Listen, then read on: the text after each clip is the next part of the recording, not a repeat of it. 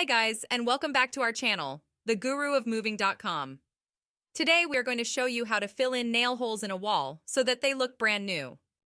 We are going to be using this amazing 3-in-1 product that fills, smooths, and sands, and that's all you are going to need to make your walls look like new. To make it easy for you, we have went ahead and put the product info in the description.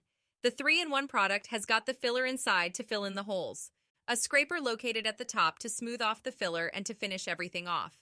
And finally, it's got a sandpaper cap at the end to sand it all down to leave it looking like new. Simply start by putting plenty of putty on the wall, which will allow you to fill and cover all of your nail holes. Next, use the smooth end of the tube to fill in the holes and smooth it all out.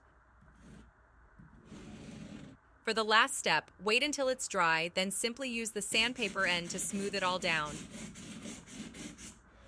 And there you have it. Nail holes are gone and your walls look like new. If you found this video helpful, please subscribe to our channel for more great videos covering all things moving related.